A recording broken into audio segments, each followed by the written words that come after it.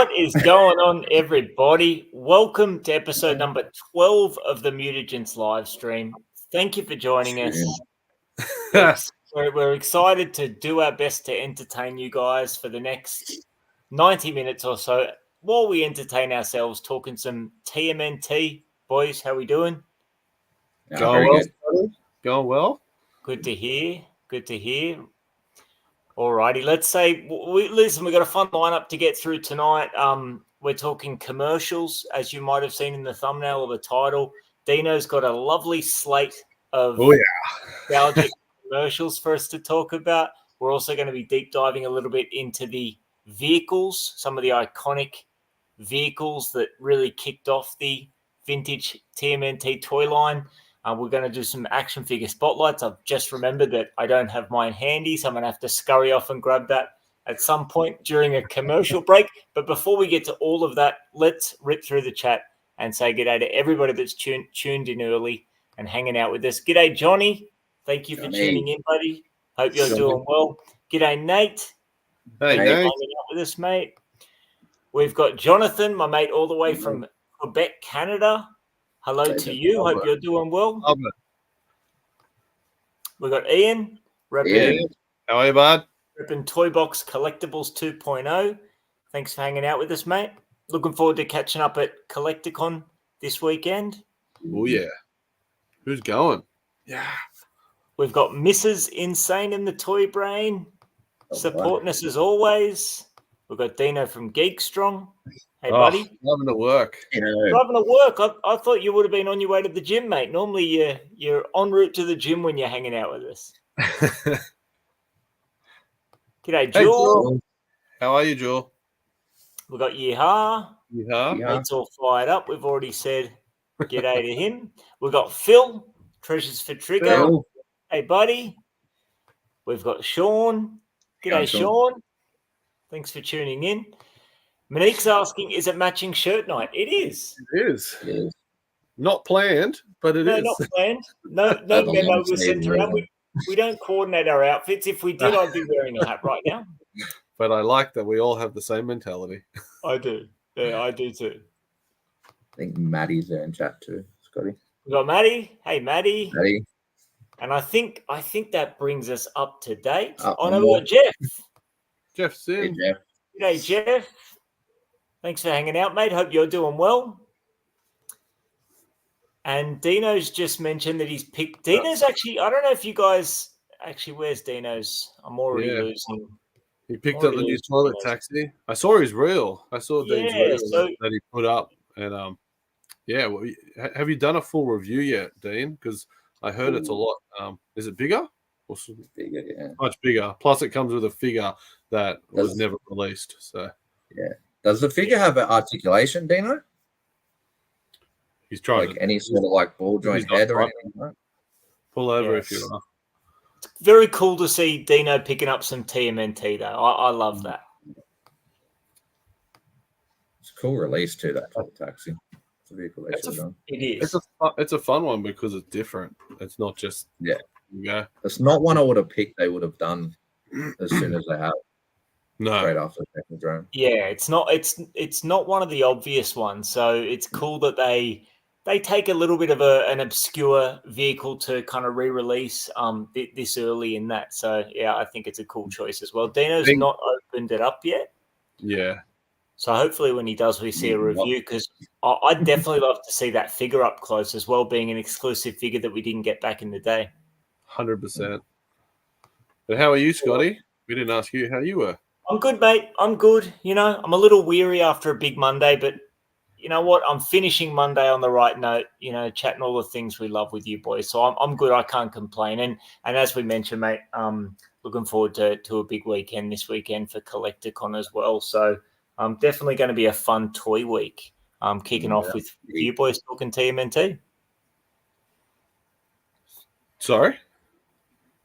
Oh no, I just said it's going to be a big toy week. Yeah. We're finishing with Collecticon up at Newcastle for the first time, and we're kicking it off with you guys talking a bit of TMNT. So yeah, can't complain.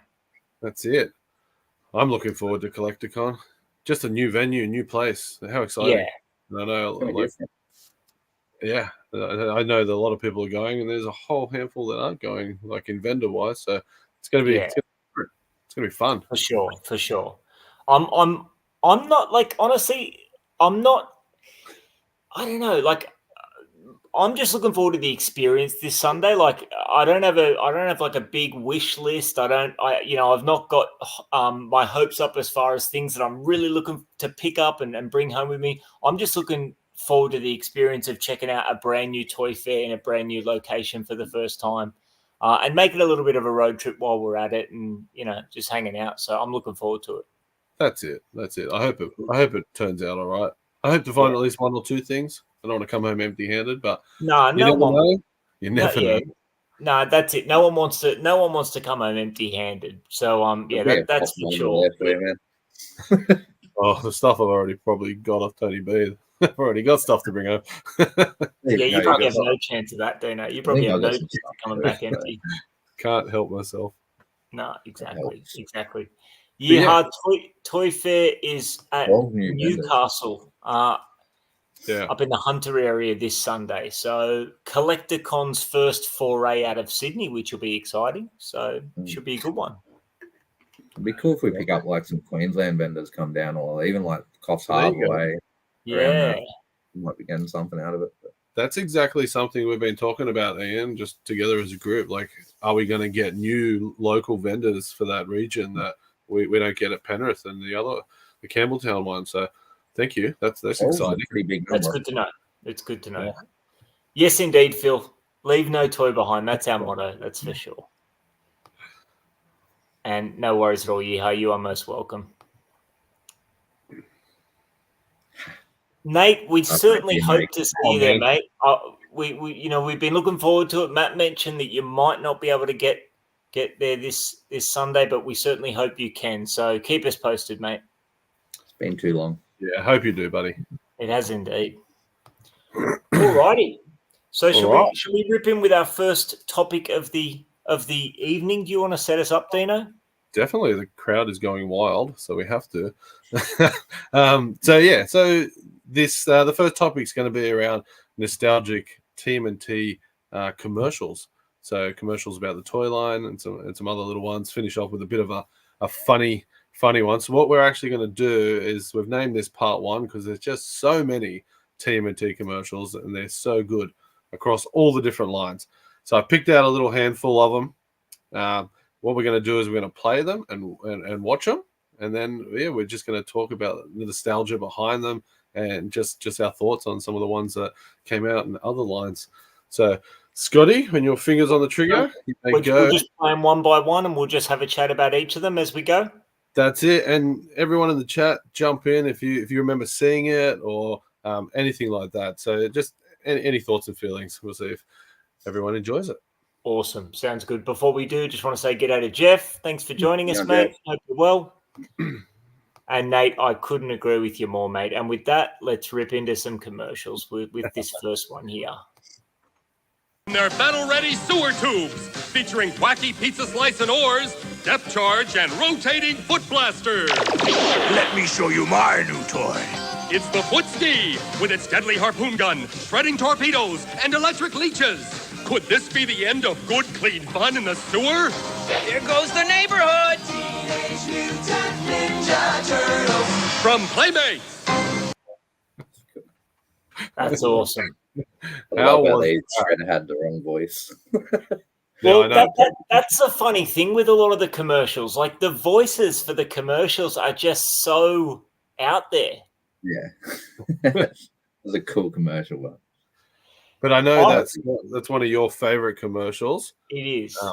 What's the reason behind that? What? Well, so when you some toy lines have commercials that make you wish that they made a playset of where the commercial shot. So some of the ones that come to mind are the Kenner Terminator 2 line. I don't know if you can recall any of the commercials that Kenner released, but they've got the Terminator in hot pursuit of the T-1000 in his various vehicles, and launching those spring-loaded weapons, and the facades of buildings falling apart, and like this kind of post-apocalyptic set that they've created.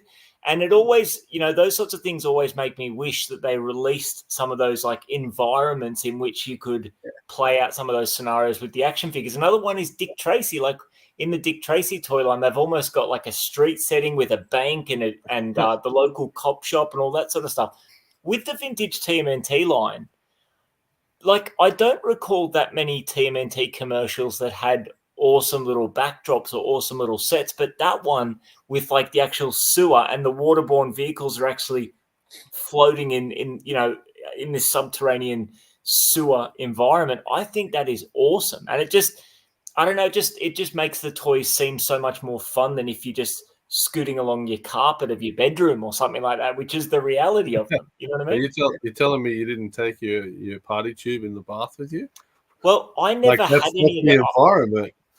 Very true. Very true. Yeah, I didn't have any party tubes or army. Like I didn't have the sewer party tube or the army tube as a kid. And I definitely didn't have the foot ski, unfortunately. So no, I don't remember the turtles being in, and I also don't have the sewer. I never had the sewer swimming Donatello, the wacky action Donatello.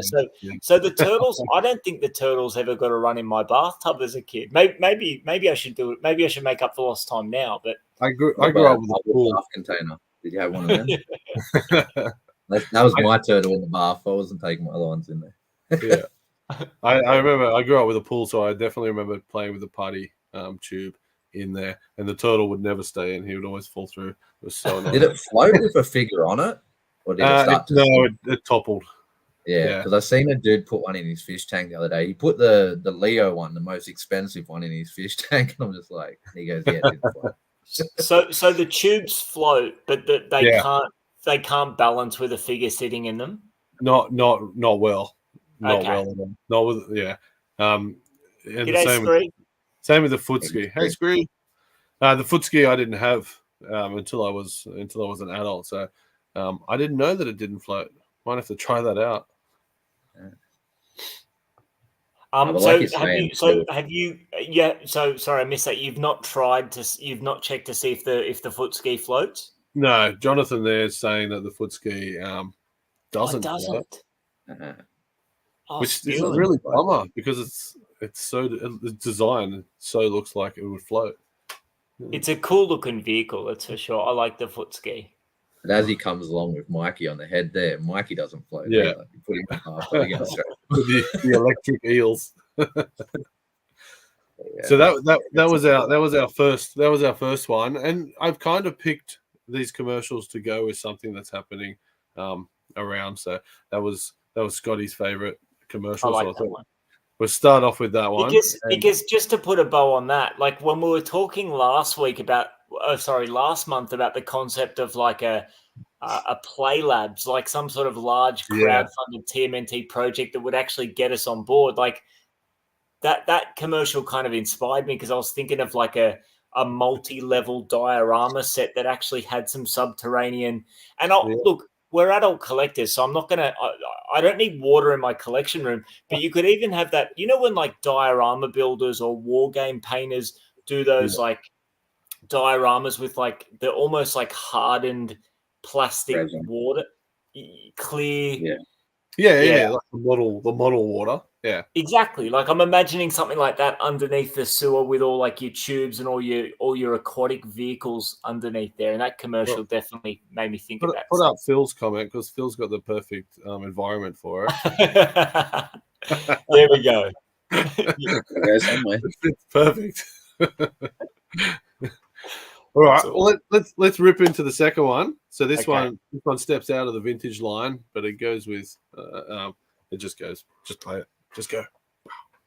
Oh, it's turtle mutating time! You know the story. 4 baby turtles fall into toxic ooze and mutate into Donatello, Raphael, Michelangelo, Leonardo with mutacious weapons. Mean and green. But evil can mutate too. Shredder! Now you have the power to mutate the turtles and fight evil. Shredder, you lose in the ooze. It's time to come out of your shell. Teenage Mutant Ninja Turtles mutation figures with weapons, each sold separately. New from Playmates Toys.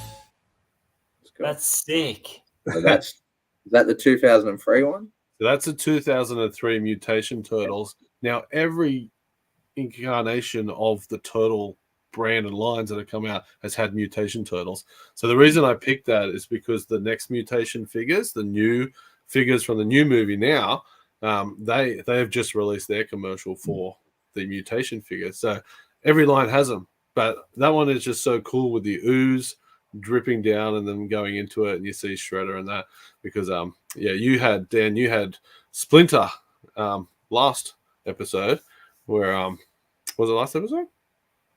Yeah, it was last time we talked. Anyway, we'll look at that later.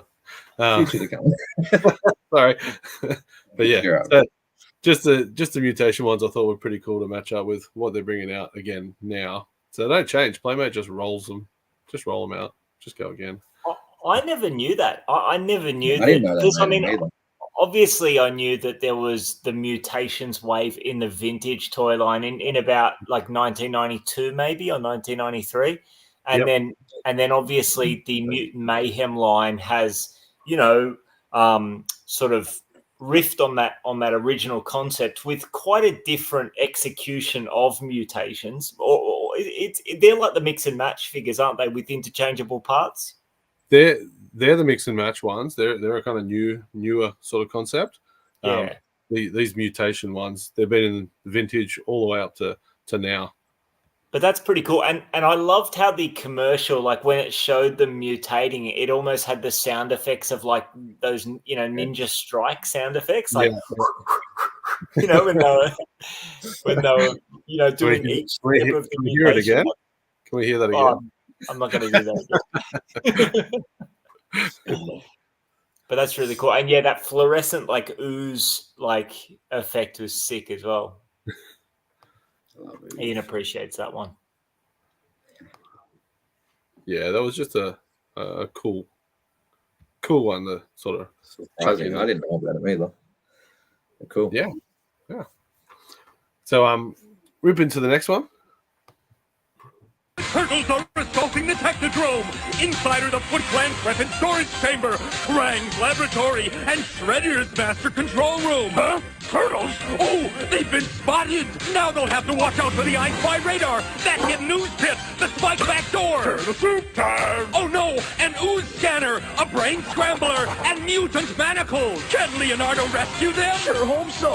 Teenage Mutant Ninja Turtles! From Playmate! Man, I didn't think Shredder could get any worse. That voice is so good. Now that play set, obviously just re-released, a little bit small in the vintage, but just look at all those features. What was it, a brain scrambler with a little spinny thing? I just think that's fantastic. And the way they put these ads together to make it sound like you're getting like 12 different like play features that you can just have a wild imagination time with. So yeah, I thought everyone would enjoy seeing that. Definitely. Yeah, people are definitely enjoying that commercial. I mean, and to me, playsets is really where toy commercials sort of come into their own, because when it comes to the milking machine, when it comes to the figures, like there's only so much there's only so many ways in which you can sort of sell the figures in a commercial. But when it comes to the play sets that have all those play features, play sets that have like the Technodrome or say Castle Grayskull, that have an exterior but then open up to reveal all the different levels and all the different play features and hidden weapons and the spots where the figures go, like Krang's little podium there, that's to me where those toy commercials really make their money's worth. I don't know if you saw right at the start when they first opened it and they keep all the accessories. There were heaps of different. The armory, for lots of figures in that. So just a sticker, one sticker can be a whole control room, and your imagination can run wild. True, but that's a good point. So Dino, you've got a Technodrome. Is yours stocked with all of your spare villain weapons? No, I keep it just as it is. So. Oh, you don't have extra weapons in the armory? No. Oh, okay, because from seeing that commercial, like, and maybe seeing some YouTubers like do reviews of the vintage Technodrome, but that kind of because the armory in the Technodrome on that lower floor almost has like bins where you can like stick, you know, bladed weapons, but then it's got like racks on the wall where you can put different blasters and stuff like that, and it looks so much better when that's stocked. So, you know, you have all your random odds and ends and spares. It's a great spot for them to go. I just love some of these comments that are coming through too.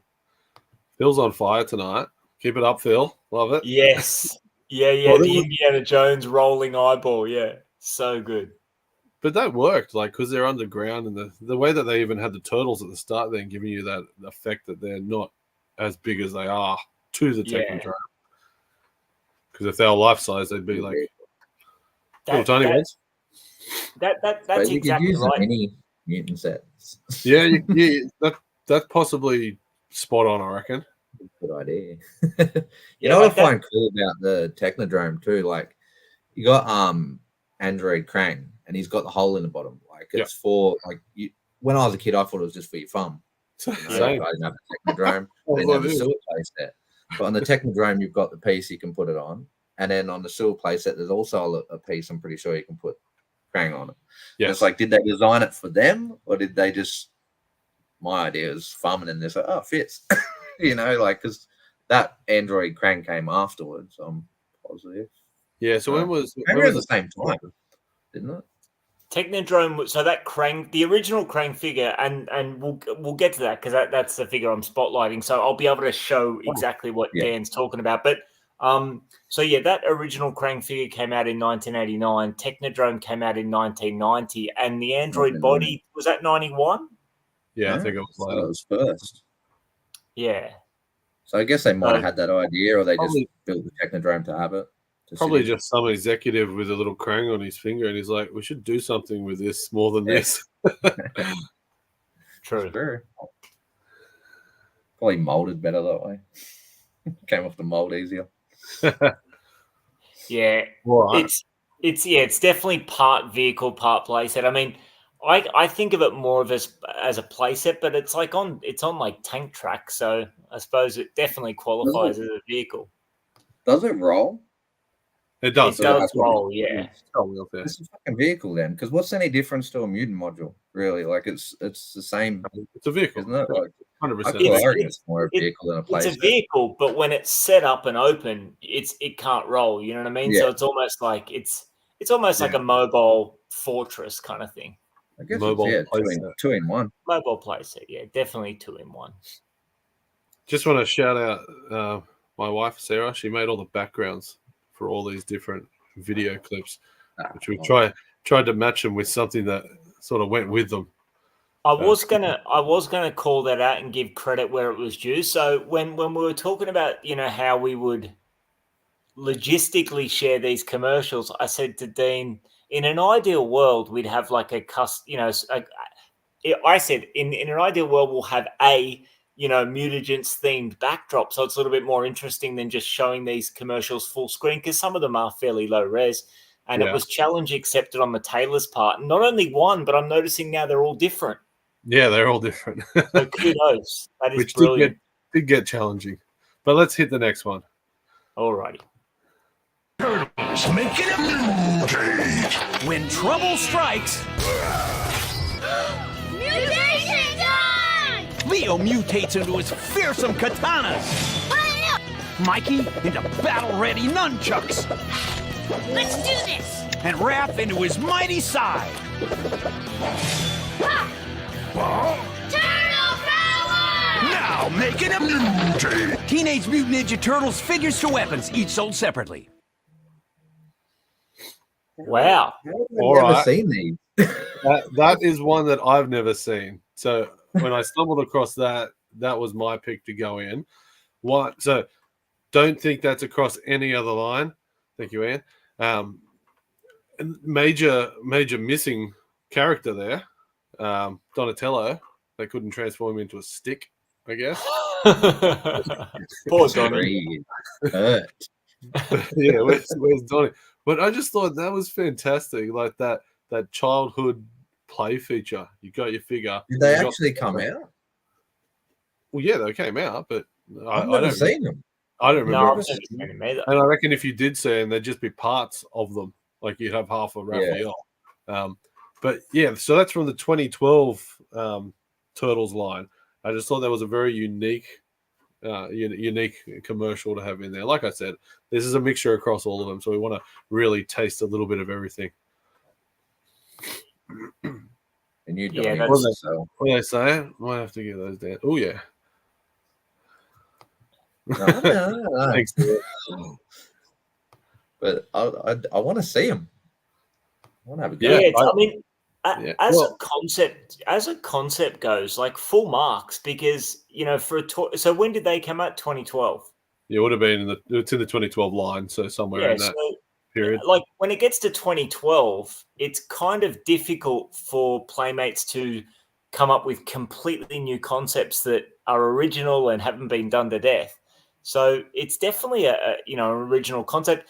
And it's kind of like, the role play weapons and the action figures all in one. And it almost kind of makes me think of like, Megatron in Transformers, like, a weapon that transforms to a figure. It's a cool concept.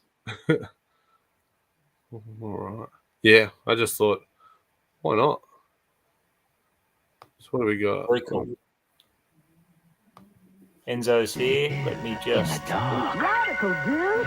bring in after this. When it's time to eat. New Teenage Mutant Ninja Turtles pasta from Chef Boyardee. Delicious pasta shaped like Leonardo, Donatello, Raphael, and Michelangelo. Turtle power! Kids, I've told you, you can only have your turtles in the kitchen. New Teenage Mutant Ninja Turtles pasta. Why, thank goodness for Chef Boyardee. Love it. Oh, how about that? That's cool. So I want that figure. G'day, Ens. Ens. Boys. Hello, mate. How are we? We were just saying, where's Donatello? Yeah. What time is it? Oh, yeah, 7:30, half an hour late. That's not bad. That's all right. Yeah, you've done all right. So, how are you going? Good, man. Good. I've been listening to you guys in the background. I've had you playing in the background for the last half an hour, but very cool. Some cool stuff going there. Excellent. Where are we at? Loving these commercials. So Chef Boyardee. So a can of Chef Boyardee, what do you call it? SpaghettiOs? Yeah. How much do they go for now if you had a can unopened? Oh man. A couple of grand? Unopened. Probably. Yeah. So a really rare. I don't know. Any of you boys know? Was that just a European exclusive? I believe so. Yeah, I think it was. I think it was European that can. That's what sort of made it a little bit rare. But I thought that's just a fun vintage nostalgia. We never got any total SpaghettiOs, but that would have been fun. I reckon if they put you have to find a Splinter or a Shredder one, and you win $1 million. That would have been cool. Yeah, hang on. Mail away figure. I don't know how that worked. There was a Super Shredder Chef Boyardee figure, which was a mail away figure. I don't know if that was like so many labels and send away to get that, but that is a very rare figure, pricey. So all they did really was give a color change to the Secret of the Ooze Super Shredder. To be honest, the Euro one looks heaps better anyway. Who's got a Chef Boyardee Super Shredder they can just quickly show anyone? I used to have one in the other room. Oh. I can't have black spray paint and I can produce one. Yeah. I'll pull up a photo. I'll send it to you guys. I'll find it. Gotta love them. Yeah, I can't imagine they did, Ian. No, I can't imagine they did. I think it was Euro only. Yeah. I do remember seeing Ninja Turtle jelly here in Australia at some point. Yep. Mm-hmm. I remember that. Did you ever see? I don't know. Maybe we've spoken about this before. Did you guys ever see the Donatello squirt gun commercial? No. Oh man, that's an interesting. I had plenty of sexual innuendos in that commercial. Well, Dino, maybe note that down, as well as Yeehaws TMNT yogurt commercial for part 2. There's going to be no shortage. And that's like I said, that's why we did a part one, because everyone's got to have their favorites, and there's so many, and there's so many exclusives to just certain countries that get really fun. But we'll hit the next one, and the next one goes really well with what the world is got going on. So. Welcome back to the International Turtle Games. Today's winners are in the hammer throw, track and field Leo. Whoa!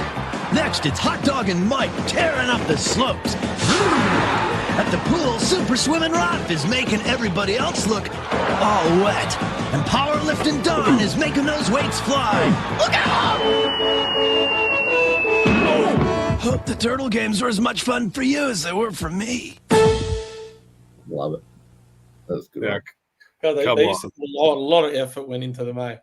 So much. So you can see they've moved out of their cartoon phase and they're into their live action commercials, and plenty of them out there as well. So I thought I'd hook that one up for the Olympic Games currently about to start. And I don't know if you boys got any of those figures. I think I've got two in my collection.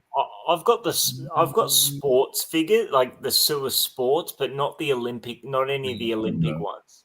They don't get any nostalgia for me. They're not a great play feature of them, and usually missing their weapons anyway. So not something I'm hunting down, but I just thought cool commercial. Yeah, but it's a good point, Deano, because like I don't think I'd ever really noticed before that, it gets to a certain point and the characters in the commercials go from animated to like a Wish version of the 1990 film. Like they're not Henson quality, but it's that live action look. They look like the Mikey from the live action Rocks that like they do, thing. Yeah. They yeah. That's a good one. I like that commercial. Yeah, no, I thought that was good. Jeff's never seen those play features in action. I mean, most of them I wouldn't have either because I don't have those figures. And of course, Deano needs a powerlifting Don. That's one to add to the list, mate. Onto the eBay. So yeah, just a cool one for the Olympics. The last one is just a little bit of it's just a funny enjoyment one. So everyone enjoy this one.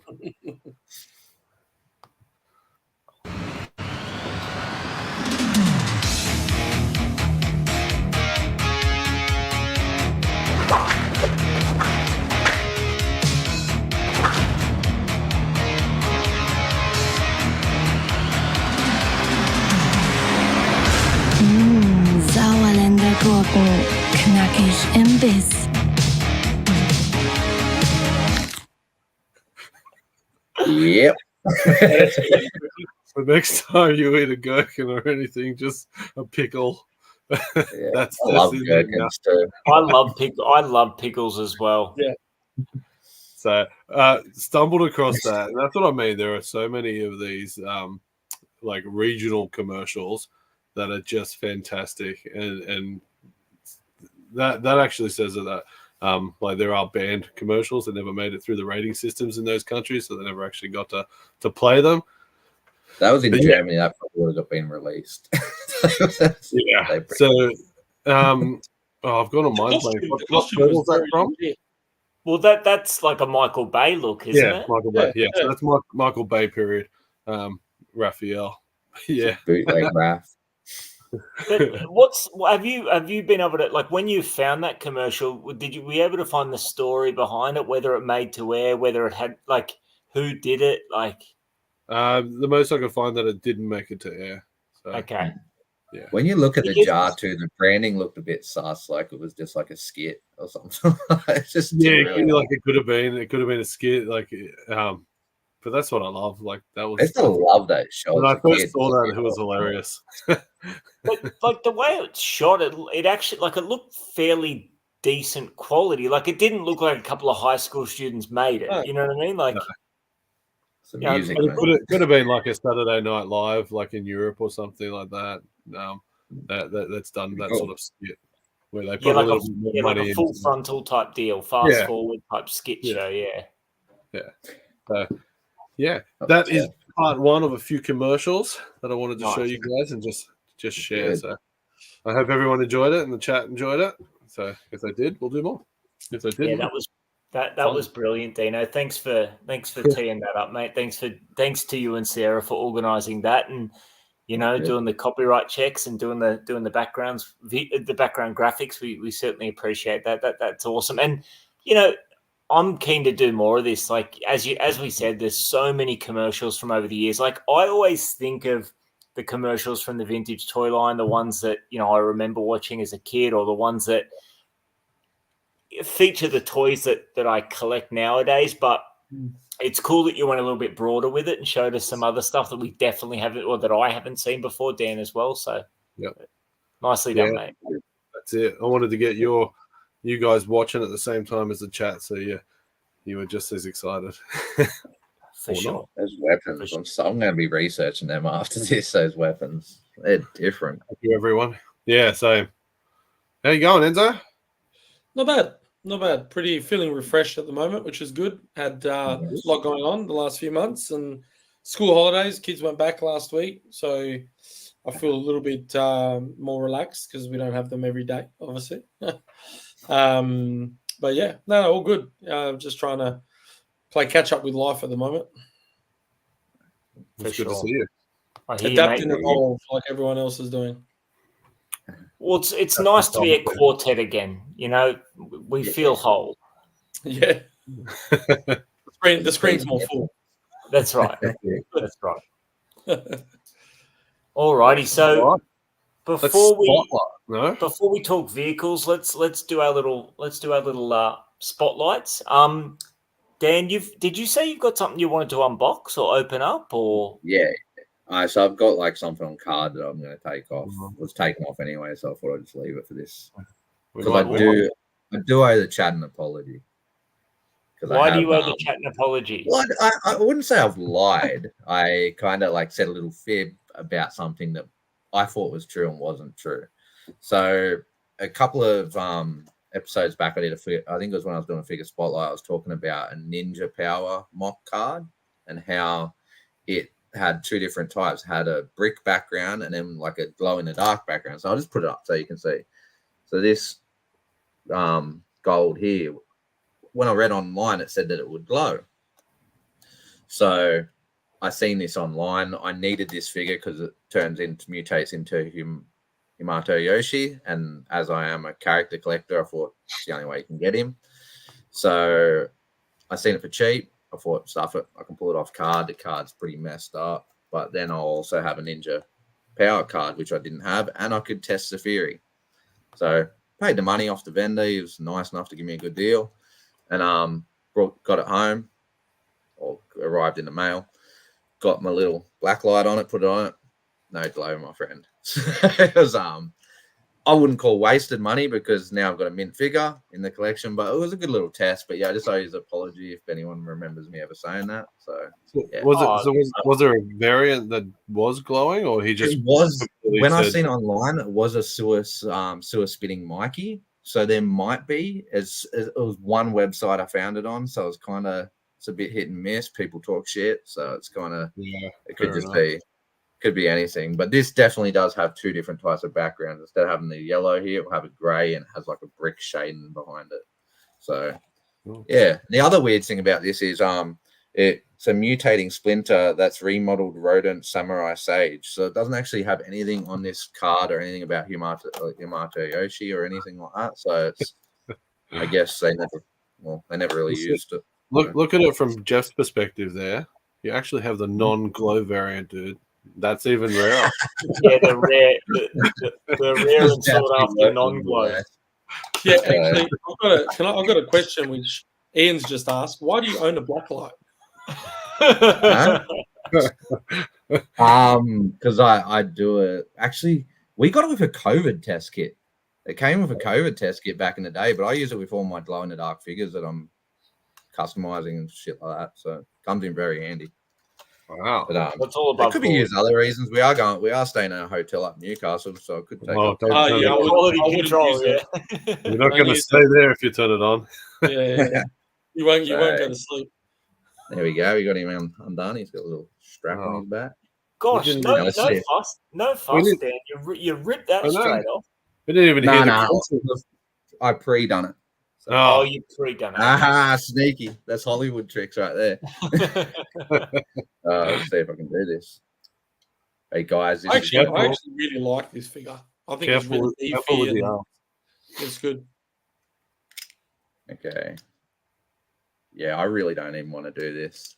So I'm gonna learn this and bring it up midstream later. Because I'm gonna. Do you want me to show? Do you want me to show him put together?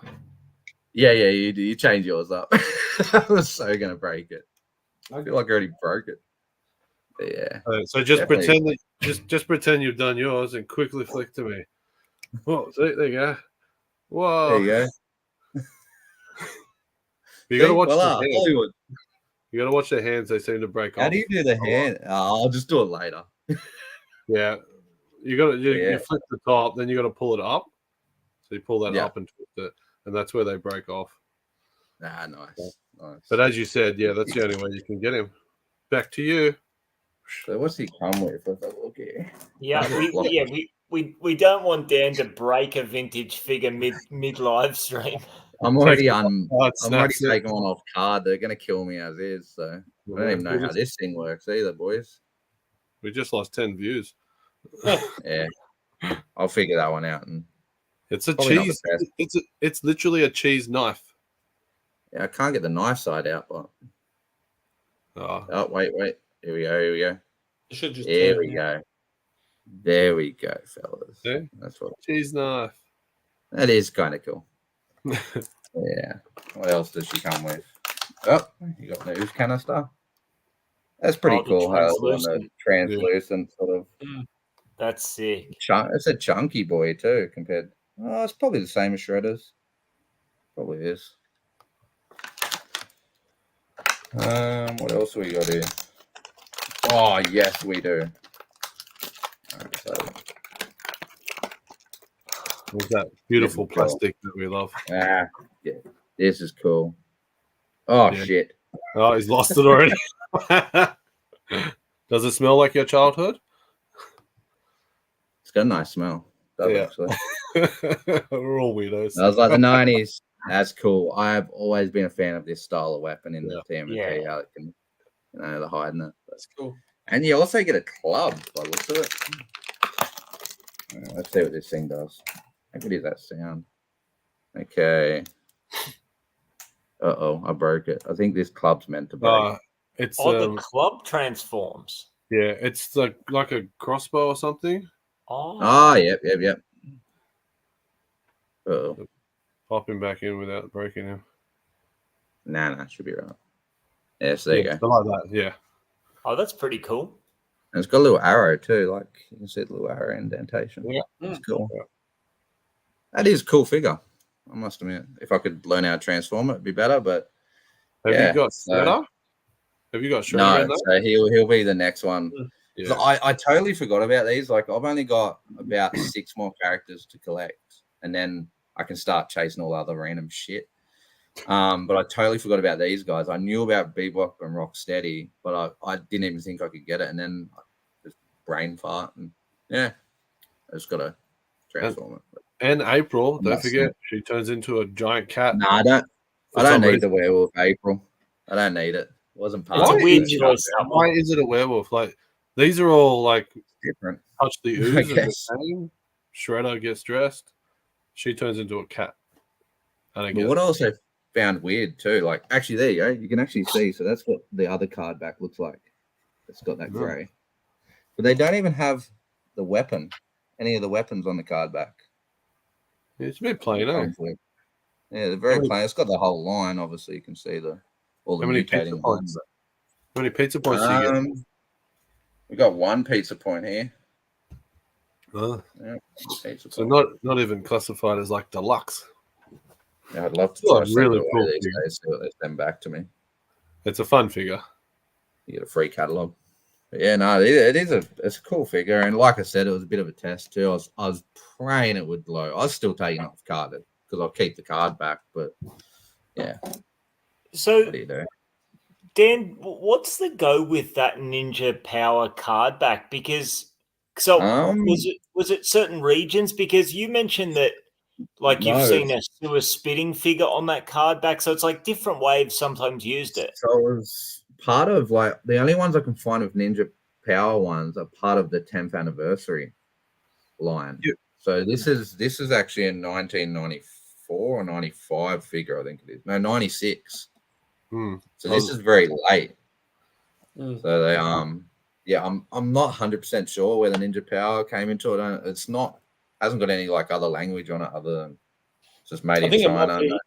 On that, you know, the PDF I sent you guys of every toy line, like every range. I think there's a section on these where it outlines the year and the variants of them as well. Yeah. What are they called again? Ninja Power. Ninja Power. Yeah. Right at the back.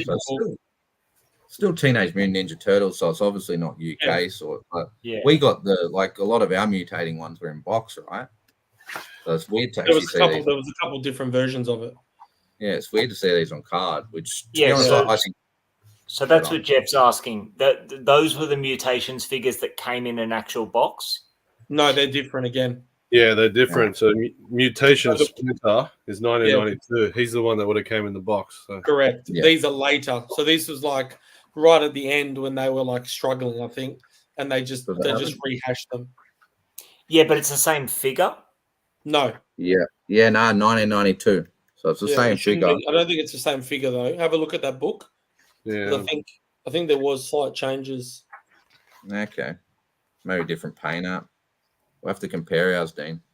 I think in one of the boxed ones, like from memory, that one of them turns into like a vehicle. Doesn't Splinter turn into like one of the vehicles? Yeah, he turns into a party wagon. Yeah, that's a different one. I'm so out of touch. Yeah. That's definitely one I want to get to. I do like they're cool. Actually, those boxed ones are really cool. The artwork is awesome. They've re-released a couple of them now too. Yeah, they're the Mighty Mutation and Bodacious Biker Turtles. They're the ones that turn into trucks. Yeah. So they're the ones that came in a box?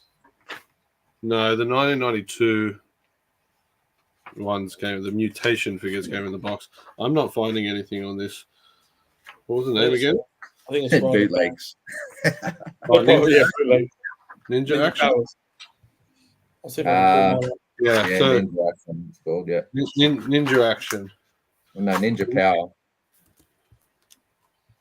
Ninja Power. Yeah, they're definitely different. Scree's asking if you've tried an LED light instead of a black light. What for? I've tried every light. Black light will work well. Black light. Matt is asking what you're reading, Deano. Me? He's on the Bible. I might, yeah. Bible. Yeah, it's just like a reference guide thing. Yeah, so that's all I really got about that figure. I don't know much about it, but it's just needs an index.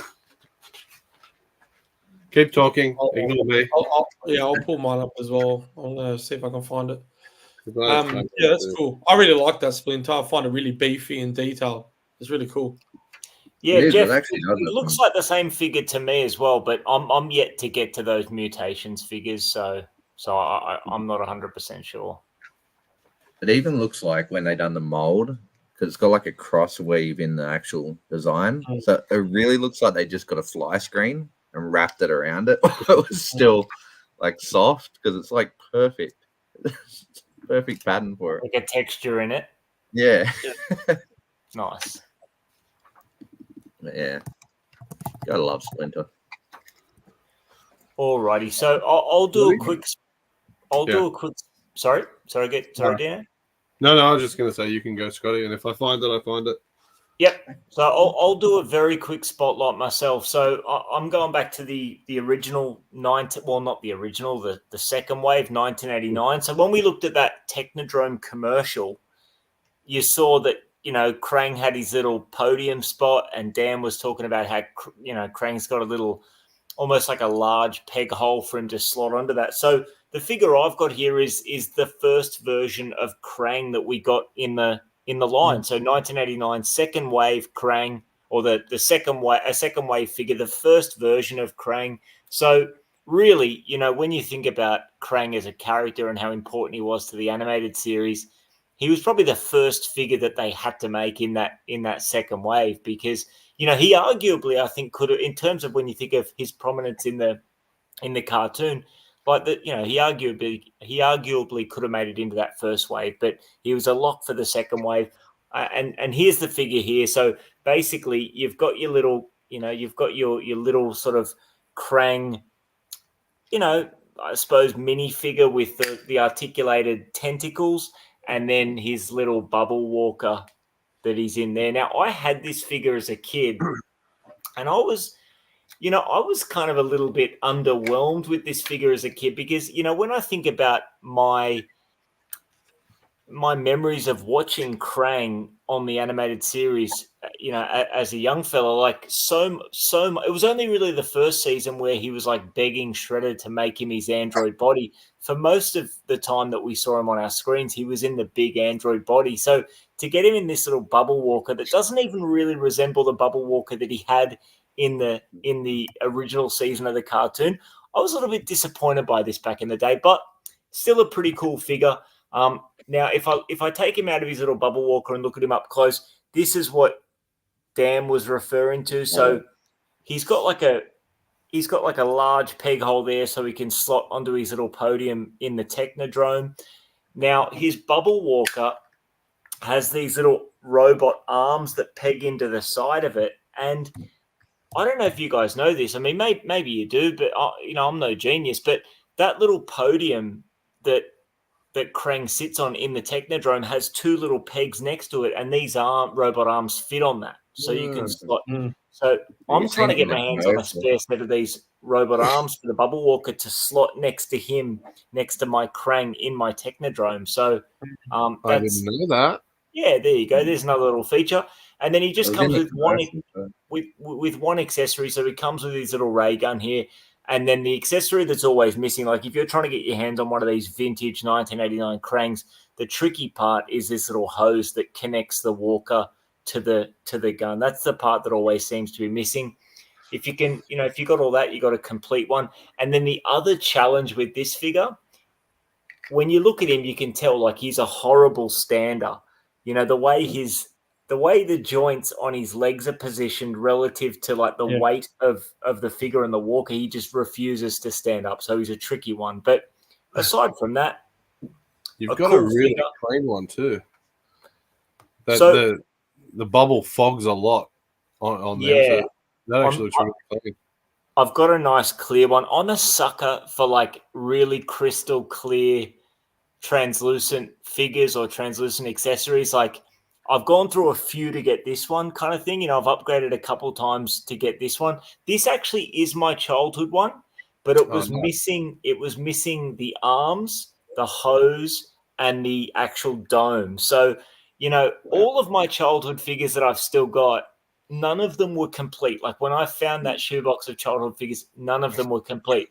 But I made a point of sort of quarantining my childhood collection from the rest of my collection so I didn't get it mixed up, but then, piecing together the accessories that I needed to complete the childhood versions of the figures, because that's what I wanted. That's how, that's what I want to prioritize. So, definitely have to have a nice clear dome there.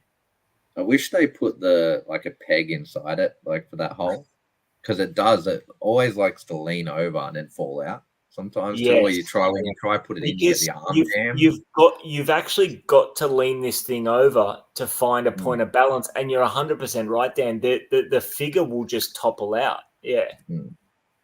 But I was disappointed as a kid with it. Like I got that one as a kid, and not having the android body, it kind of just didn't make sense really to me. So I agree with you 100%. That's my memory of the figure as a kid. Like, I'm glad I've got Krang, but why is he in this weird walker? I think he was in it. He was in the cartoon for sure. I did see it, but I don't know if he ever went back to it. Well, in the cartoon, I always remember him being in a little tripod walker. Yeah, correct. With like 3 little legs. No, I definitely saw it because we were watching the cartoon right now. So he was in that thing too. the robot. Okay, so in the cartoon, he also had this like a two-legged walker like that. Okay, there you go. I don't think he had the gun, but he definitely had the two-legged walker.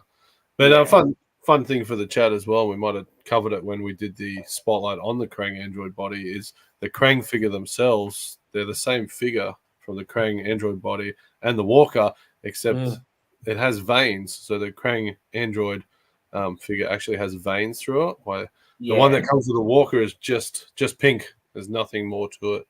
Yeah, that's a good call, Deano. So yeah, the original, the version 1 of Krang that came in his little bubble walker has the little blue painted vein details, but yeah, the one in the android body is unpainted. Well, obviously his face is painted, but those veins aren't painted in. So that's the rarer version of Krang to find. Worth a lot more. Yeah.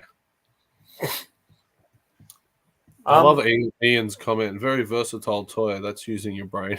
Yeah, I mean, I always appreciated the concept of Krang, just like this random anthropomorphic brain that exists outside of a body, just doing the bidding of, or just having all of his cronies doing his bidding. I mean, it's a cool concept for a character. Yeah, but I always appreciated Krang. Not so much the walker, but I'll come back to you, Dan. But just to finish yours, Scotty, how many slices of pizza is your Krang walker getting? You know what? I don't want to overscore this one because it is very nostalgic, and I don't want that to paint my score just because I had it as a kid and it's special. It's got a lot of faults. Like I said, it's not.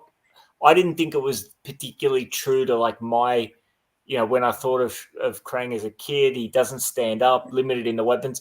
I'm going to give him just a barely pass mark, 4 slices out of 8. Oh, nice. Take it easy, Nate. See you, Nate. And off to bed. See you on Sunday, hopefully. Later, Nate. Yeah. Hope to catch you Sunday, mate. If not, chat next week. Yep, absolutely. And so just cutting back to yours, Dan. I couldn't find anything in the book. I've got a feeling that may have been in a different book, but they are. It looks like that the ones that you were showing, they may be a re-release. Yeah, I can't find that header. They didn't put those bootleg re-releases in this book. This book only had the official stuff. Yeah. Well, it is a re-release. It is 1996, I think I said. Yeah, because the mutation figures came out in 1992. And it is part of the 10-year anniversary is when they were releasing a lot. It's weird that it's not in this book. Yeah, but with the pizza points, that's 92. So he's just. It says 92 on it, so it must be same mold. It might just be different painted or something like that. Yeah. All right. How many slices? I'm probably going to go 4 because I could only get it halfway transformed. So I can only give it half a score. So it definitely is cool, but I only bought it really to get Himata Yoshi in the collection. Once it gets transformed, it's probably going to sit on the shelf. Figure, man. It's a good figure. But yeah, we'll go 4.5. We'll give it a 4.5. But yeah, I mean, when you think about it, it's kind of unusual that we didn't have any sort of Hamato Yoshi figure aside from that. Hey, but still, they could have done a Baxter transform. I'm going to keep saying every episode, bastards do it. But yeah, I mean, I suppose with Hamato Yoshi, he only exists in the cartoon as a flashback character. Correct. So yeah, and it makes sense with the cartoon. Obviously, movie, it's a total different ball game. He's not this Splinter is just a rat, but it's it's definitely cool. But we got both, and we got Shredder. We got him. So happy. But yeah, happy boys. Yep. Right Jeff's calling out the smaller Android body version, the smaller 4-inch Android body in the vintage line. Yeah. Do either of you guys have that? No, not yet. That's one I'm going to get for the collection because that's it fits in with a lot of things. The giant one's cool, but it doesn't fit in with the rest of my collection. Yeah, but I mean, arguably the Android body and the regular 4-inch scales also kind of weigh. I've got it on card, and it does look a bit odd. Yeah, because Krang is tiny. He's just like a little sculpted detail in the figure.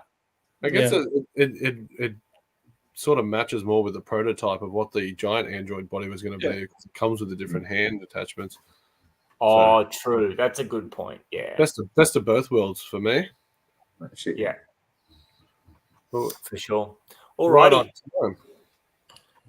Well, we've been going for an hour. We've got about 30 minutes to go. Let's shift over to our final topic. And so when it comes to spotlighting toys, I think we've been quite figure focused. You know what I mean? We do our monthly figure spotlights when it comes to talking, the vintage toys, our childhood memories, and what we're collecting. We tend to be pretty figure focused. So we thought for our second topic today, we'd drill down into the vehicles a little bit. And what better way to sort of start than to focus on the original 5 vehicles that we got in 1988. So there was 5, weren't there, boys?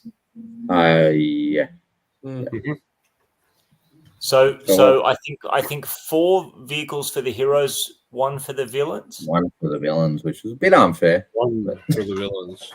A little bit out of whack. So Dan's got some photos ready to go of the actual box art and the toys themselves. Between us, we've got pretty much all the vehicles covered, so we can show them all off. But let's run through them. Dan, I'll hand over to you, mate, if you want to kick us off with the first one. Yeah, so we'll jump over the first one. I've got it up, Scotty. Is it there? Yep. Yeah, sweet. Yeah, so the first one's Cheapskate, and this is probably one of my favorite box arts. Like, I really, really love the way they've captured this one. And it's a cool toy. I did some research on it last night. I actually seen that in some countries it was called a turbo skate or something like that too. I don't know exactly.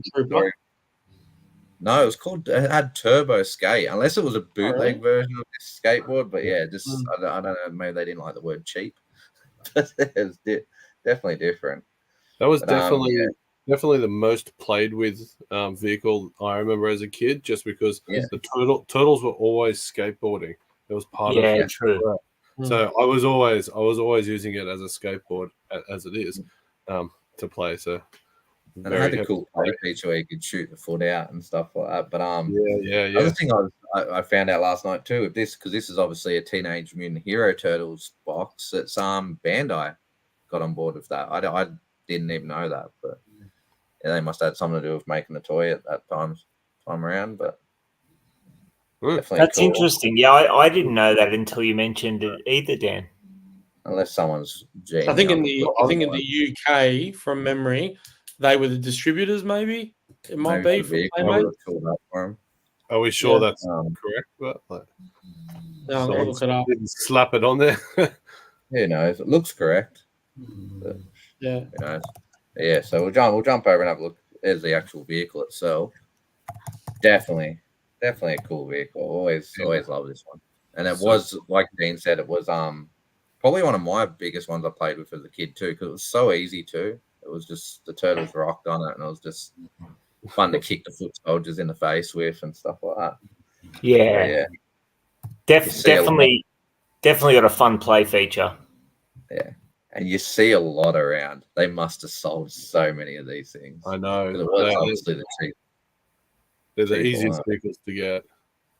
Then you got the reflective sticker, and then you've got your little sewer cap with it. So my one in the collection is actually missing the little handle. So the controls. Yeah, the orange handle. Yeah.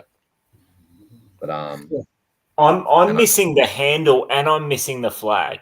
The flag, unfortunately. But show us the kick feature.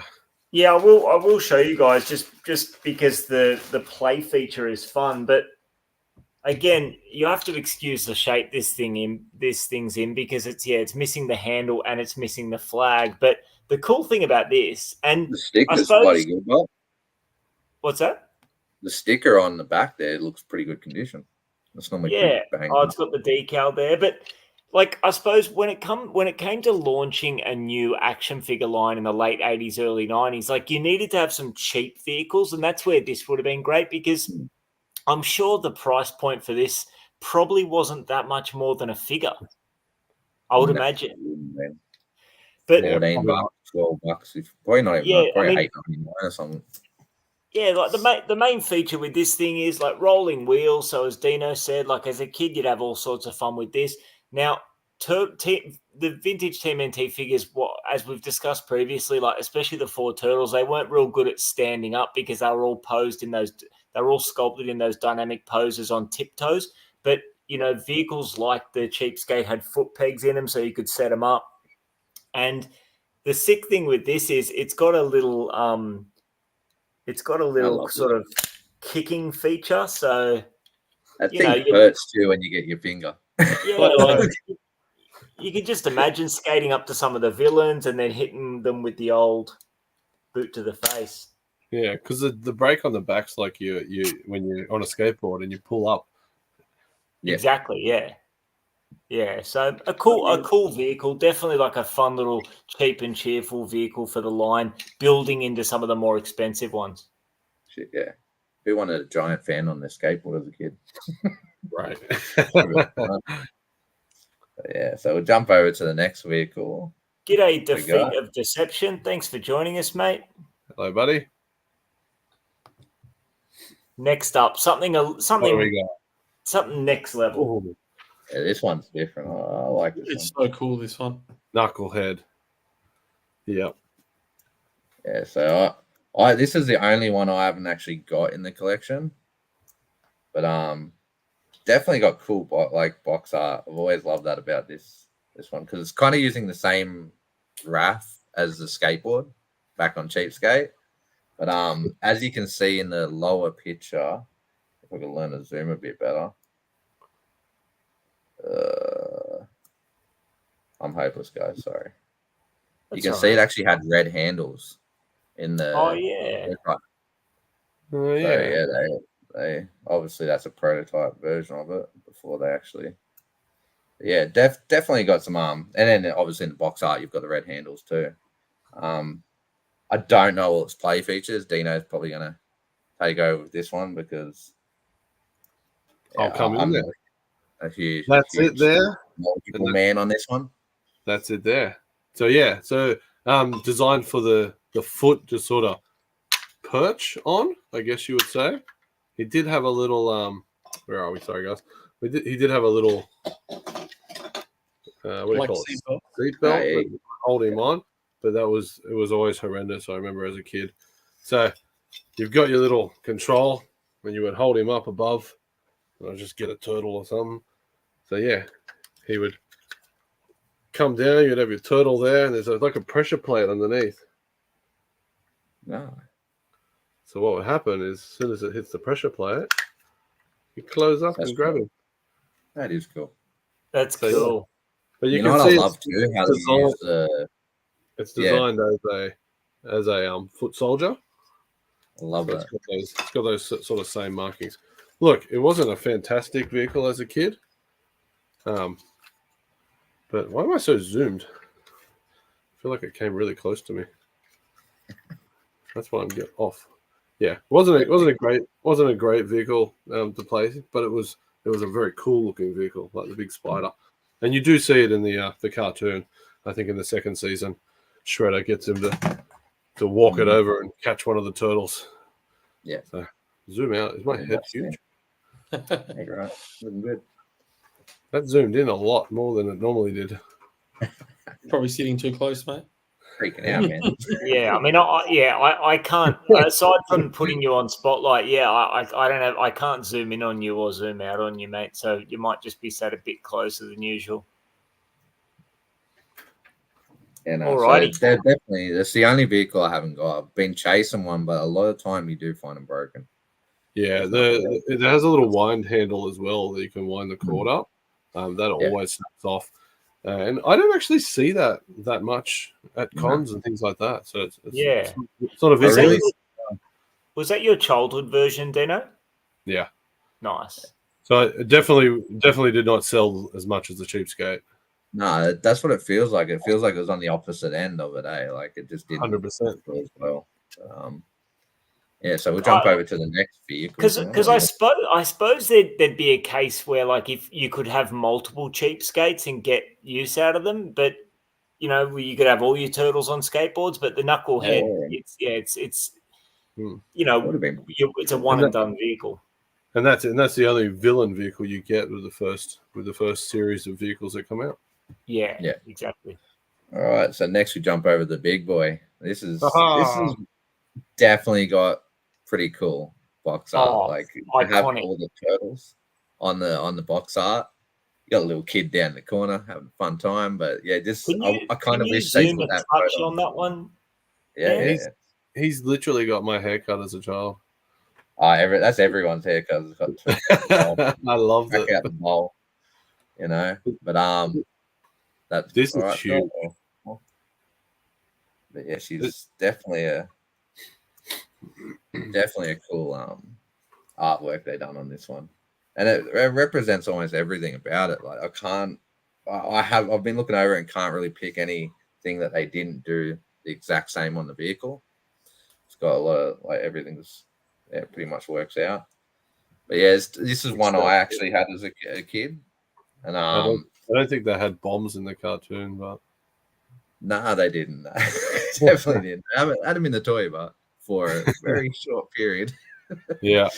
But this was a pain for me when I had it as a kid because obviously blowing it up, my mum was never like, you got to take it down after you stop playing with it. So it wrecked my lungs to the point today when I had to try blow up my vintage one. I ended up using one of my fish tank air pumps to pump it up because I was just like, I ain't doing that shit. I did try put helium in it, but that didn't work. So for some reason, I always had like the bottom part. I never had the actual blimp bit. And it was a pain, roughest shape ever. Yeah, it was a pain because the bits always did fall off it and that, so you'll always find ones with missing bits. But I do actually have my childhood one. Oh yeah, if you can hear this sound, this is the sound it makes across the floor. It was one of the most annoyingest things ever. Yeah, this is. I don't even know if I'm going to be able to get in screen here. Yeah, that's just insanely cool. I couldn't find my wing tips today for it, but yeah. So you'd put the bombs are wicked. You put your bombs on, and then you'd shoot them off. little trigger here. So they did obviously, as people know, they got rid of the bomb in the second series of this. So it was they can't drop bombs on people. So, but definitely. Well, definitely when they did the second version of the blimp in the vintage line, they got rid of those. Yeah, I'm pretty sure they got rid of the bombs on the back. It had they were like green. They still look like the bombs. Yeah. Just didn't have the word stickers. Yeah. Yeah, the stickers on them. But then didn't they end up taking out the whole mechanism altogether? Yeah. So the 2012 version doesn't come with any bombs. What it comes with is like grapple hook ropes where they would hold on and sort of swing in the air as they were going along. Then you got the retro re-release that came out a couple of years ago. So again, it's got the bombs, less of them, and no stickers. So they're just orange bomb-shaped things. But the detail on this blimp was so good too. Like you've got the door here, and then you can actually see the cockpit sort of thing. And I always found it fascinating. I always found it fascinating that the blimp didn't look anything like the cartoon blimp, and that's why they did the second one, because the second one looked more like the cartoon blimp. Just too much yellow. They needed to put a bit more cream on it on the second one. But yeah, no, they definitely did. It was a cool vehicle growing up. It had a bit of playability. You were out of breath by the time you blew the bastard up every time you didn't want to play, mate. You know. No, a lot of people just played it with the glider. Didn't even play with the blimp. Yeah. But it's funny that, and it's been said before, that the turtles would always go undercover and hide their identities in the cartoon, but then in the TV show. But it's the only vehicle that has turtles written across the has the logo of the blimp, so everyone in New York can see, hey, turtles. Yeah. I love how they used it like that. Yeah, actually, definitely a lot of love for the blimp in the chat. I mean, it's to me, the most iconic, I think. I mean, you could say that about the Party Wagon, I suppose, which we'll get to, but I just think I was just obsessed with the blimp as a kid. Never got her. I just thought it was the coolest thing. And even though the play value is kind of limited, and the whole having to blow it up each time you play it, or if you left it if you left it inflated, I suppose it would just lose air. And I'm sure they got punctures with regularity, because you'd play with it probably quite roughly, and they'd puncture quite easily. But despite all those potential shortcomings, to me, it's just iconic and just screams TMNT. The blimp. Just Yeeha's comment question there. Sorry, did I ever notice the Nintendo ad at the back of the blimp box? On the back, I didn't have the box. I never had the box. So easy answer, no. But yeah, they definitely would have put that NES game on everything back then, and we definitely want to hit up some of those games, especially that pain in the ass NES game. Yeah, I've never noticed that myself either. So there you go. I don't think I've even seen a blimp box, like a vintage one. But I'll check it out. Probably my longest. I had my box for my blimp for a fair few years there, because I used to keep packing it away, but it's long gone now. I don't know what. Scott, I've actually got a photo of the blimp too. Do you want me to share that quickly? Yeah. That way people can look at the. What do you call it? Where is it? There you go. It went yellow, didn't it? From memory. Yeah. Yeah. It was kind of that, but it was a lot closer to the cartoon. Still got bombs though. Yeah, this one still had bombs. They did have bombs, yeah. So it was the later model one. I know they the re-releases. The re-releases. Yeah, but they got different things written on them. Yeah, because they were like laughing gas, stinko. Yeah, gas. Those just funny kid things. No, they just had napalm, nuclear. Well, there's a lot more color, that's for sure. Definitely looks cool. Very cool. They put little flags on the back of the wings too, Bob. So yeah, dude. Yeah, they were a pain as well. I've got to find those things. I don't even know what mine are. Oh, this piece of shit. Oh. I've got a lot of nostalgia love for this thing. I had this. I had it as a kid too, and they were a pain, but they were so. I think it was like Scotty said, the cheapskate being so cheap to buy. Yeah, I remember I had 4 of those. I had 4 of these, just so each turtle had one. But yeah, they were like, my dad would hear me cursing because I couldn't get it in the right spot to hang it properly. Yeah.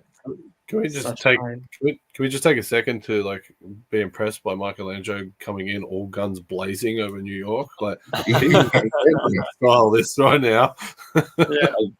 I've been zooming in trying to figure out who the other turtle is, but it's not possible. It actually kind of looks like Michelangelo again. Just put him in further set when you look at it. But yeah, it's a toy I had as a kid too, and it was a pain in the ass for getting tangled all the time. I never had the shoot. Huh? I always had the bottom piece. I never had the shoot. Yeah. The shoot's actually it's very durable. It actually lasts the test of time. I've still got my 2. Well, I've got one and I've got my missus. Pardon? Did it work at all? Not really. I remember it did. Okay. I could never get it to work. Probably.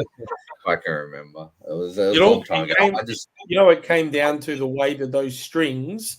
If you zoom into where, above Michelangelo's shoulder, where the strings connect in those little. So you had the string, had the knot, and that's how you would lock it in. So if you had those in the right position and the thing would open, then it would glide okay, but it was always hard to do. It was so hard to get right. And I've got the actual toy here. I untangled it tonight, and it's definitely this one's missing its sticker. This actually isn't my one as a child; it's my Mrs. Uncle's one. But I cannot find crunchy. Yeah, so it's like cellophane sort of thing. But like I said, they hold up the test of time, and they don't really. I found the colors don't bleed real much. Maybe because it's the way we've kept this. but it's cool to see turtles all in red, but like that's a unique brand. Very color. American, isn't it? Very American sort of stars and stripes. But yeah. Definitely not my choice as a kid. It was just forever getting tangled, and I suppose we can have a little test run here.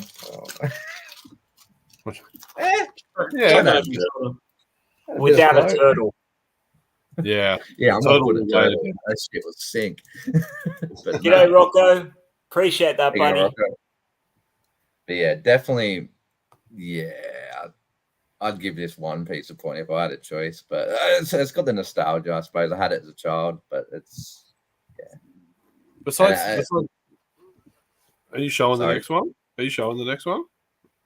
Are you showing the van? Yeah.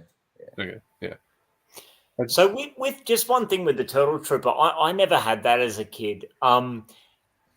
But because I didn't have it and because I didn't experience these frustrations, I think of it like I would have thought of it as pretty cool because I just always remember getting those like parachute army men and just like, the really light, cheap rack toy army men that are permanently fixed to parachutes and you just toss them up in the air. And because they weighed nothing, more often than not, they would work perfectly. But if you apply that and you add the weight of a 4-inch TMNT figure to that, I just can't see any way in which that works unless the parachute is enormous. Yeah, I don't think it's big enough for the turtle weight.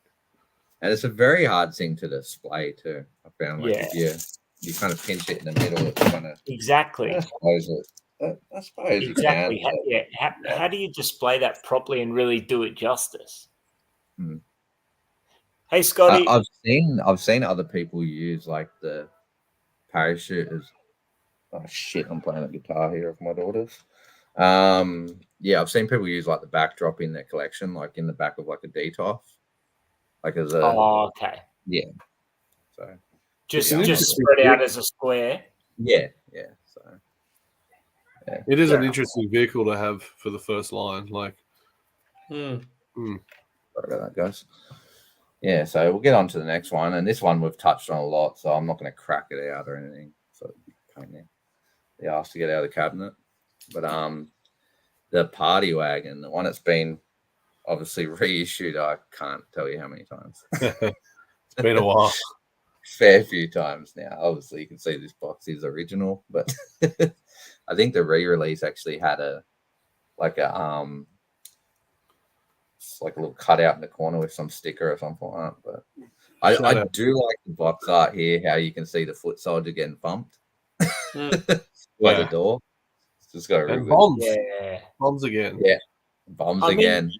The box art on all 5 of these vehicles is wicked. I mean, like not all of them live up to the promise of the box art because the box art's sick. No, like you kind of do look at this this box art and you can see where I think it was it NECA or someone did the turtle van recently, and it's really detailed. It kind of looks like they've got a lot of that inspiration from this box art, the way they've done the lights and curvatures and that. Yeah, like it's definitely a cool looking box art. And as I've also said before, and you've got the commercial of this thing where you can actually see the cutout windows that it was meant to have but never got released. They just put stickers on. So we'll jump over to the actual vehicle too. So yeah, definitely an iconic vehicle. Everyone's seen them. My daughter's got one of the new release ones, which it's still as good as the old one. It's just the stickers were really poorly put on from factory. So it's got some freeze marks in it. They've taken all the stickers off the bombs, of course.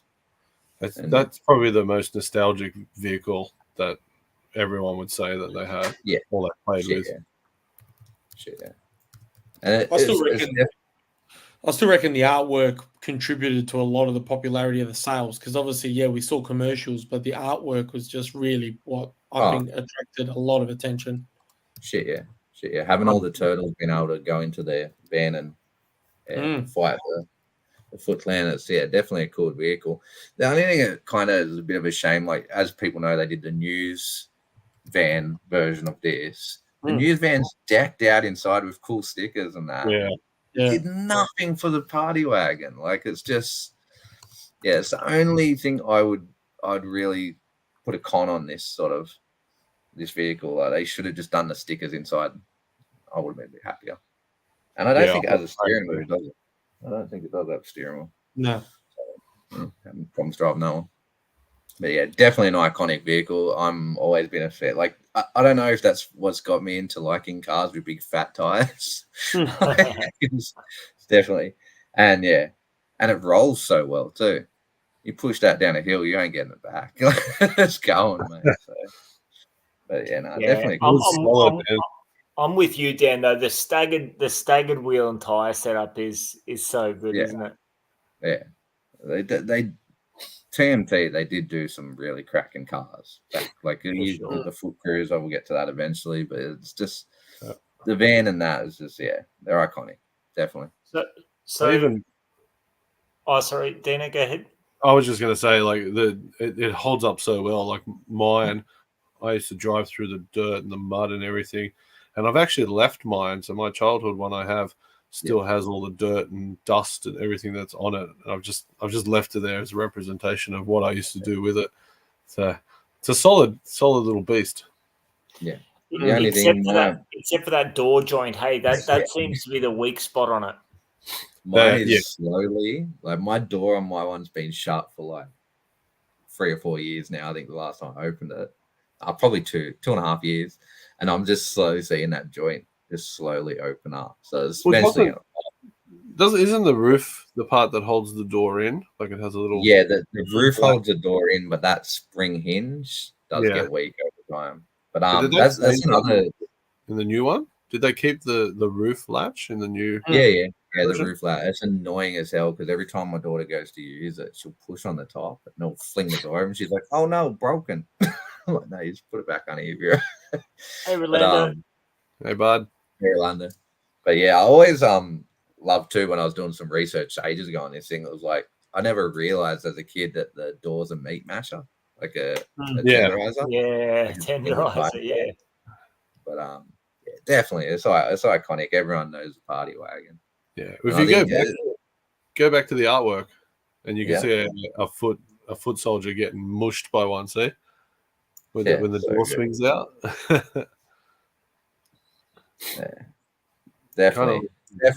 Like Enzo said, it's one of those box arts that just really probably sold for the kids. Yeah, for sure. Original pencil and paint art. I love it. Yeah. And even the turtles too. What's your favorite of the 5? What do you think is the most iconic or the most memorable, or just your personal favorite of the 5 from those first 5? Has to be the van, 100%. Yeah, van and blimp for me. Yeah, I'm probably equal with van. I'd say it's a draw with van and cheapskate. Van and cheapskate. Yeah, man, cheapskate's it's just one of those things it was so easy to play with. It wasn't big and bulky. You could take it over a mate's house. It was you could display a figure standing on it. You have 4 of them. You can have a bloody skate party, you know? Yeah, they look wicked. You had all 4 with each turtle on it, and it looks so cool. Yeah. It would have been really cool if you could like hook the cheapskate to the back of the van or something, like carry it, so they could jump out and jump on their cheapskate. Yeah, that'd be sick. Yeah, Jonathan's saying van and cheapskate. my favorite's the blimp. I think the blimp, I don't know, just me personally, I just think if I could have if you were to say, look, you can have one of them in your collection complete or boxed, sealed or complete in box, like the blimp is the one that I want. I don't know what it is. I think it's awesome. Yeah, no, it's definitely. Well, it is awesome. It is. Until you got to blow it up. You should come over and try to blow the other one up, Scott. Maybe I won't appreciate it as much in reality. You can't use the fish tank pump either. It's cheating. Bloody works. It works. I'm a blimpy boy too, Phil. They were also our most connected vehicles in the cartoon. We were watching it. The van, the blimp, they were being used. We were seeing them in action, so we were also living out those cartoon nostalgic like rewatching the cartoons as an adult. Like I don't remember it as a kid too much because I only watched a certain couple of episodes. But as an adult, when you're watching it and you see Donatello take off, you see him go off and then he starts tinkering around. The funniest part when they build a party wagon, they build it in a building and drive it down a staircase. But it's when that happens, that scene, you're just like, fuck yeah. Like here comes the party wagon, and then it happens again. He goes away. Next second, he's flying in the blimp, So it's kind of, it was very iconic when you had them as a kid and you hadn't seen those episodes. But like, I might have seen it as a kid, but I couldn't remember it back then. But now that I've got the vehicles, I remember it. It's just, it kind of. I'm watching because it's on, what is it, on Prime or something, like the first 3 seasons. So I think I'm like at the start of season 3. And I swear to God, from my memory as a kid, I must have just watched season 1 over and over and over. Like those episodes are just inbuilt in my memory. And I look at these new season 3 and end of season 2, and I'm like, I don't remember this at all. When did this happen? There's so many scenes in like those first couple of episodes too. Like I think when April's purse gets thrown up on the building, just that one scene, and you see like the gum on the ground, and they were really imprinted. Where the rest of the seasons, I'm a bit like, well, okay, that's cool, but I don't remember. No. Good timing, fellas. Yep, good timing. Scott's got some of the animated series on Laserdisc. There you go. I didn't even know they were released on Laserdisc. That's a pretty cool thing. Cool. That's a very cool thing to have. I'd love to see the artwork for that Laserdisc. Oh, for sure. For sure. Big bit of page to. But guys, that will bring us to the end. As Deano said, sorry. I was just going to say, that's the DVD box set. This thing's huge. Like the amount of DVDs that you have for every series. Every series, wow. Every season. So Up it's to vintage. what? The vintage. That's the vintage series. Shit, that is a lot of DVDs. I suppose that I think it was the 3rd season they hammered out like 50 odd episodes, didn't they? Or something. It was 3rd or 4th. They hammered a lot. It's the biggest. They pumped them out. They pumped them out for sure. But there you go. Cowabunga Shredded and Case of the Killer Pizzas on Laserdisc. That's definitely something to keep an eye out for. That's for sure. It's very cool. But guys, that will bring us to the end of today's show. Yes, indeed, Fast Noodle. We are all wearing black. 3 of the 4 of us are running Mutagen shirts. So yes, totally non-coordinated, non-planned, but I suppose we're all thinking similar. So, guys, that will do us for this week's or this month's episode, I should say. Anything that you guys wanted to quickly touch on or reference from the chat? Anything I missed before we wrap it up, or we covered everything? I'm good on my side. If anyone's getting a Collecticon, come say hi. Definitely. Cool. Yeah, don't be shy. I will I'll plug myself this time. So after Collecticon, so next Wednesday, sort of toy group's going to all get together over on my channel, and we're just going to go through Collecticon, the day, pickups, whatever. So that'll be on Wednesday the 29th, I think it is. Wednesday 31st, guys. Wednesday 31st, 8:30 p.m. Totally Tailored Retro Hunters on YouTube. There is a link to their channel in the description to this video. There's also a link to where you can find these guys on Instagram. So definitely give the boys a follow if you haven't already.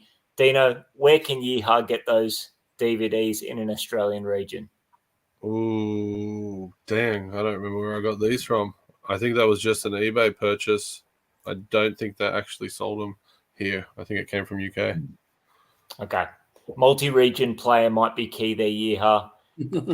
Yeah. Sean, you are most welcome, mate. Thanks for hanging out. It's been an absolute blast. Region 1 on that. That's Region 1, Yeehaw. Thank you, everyone. Sorry for cutting you off. Thanks to everybody that's hung out with us.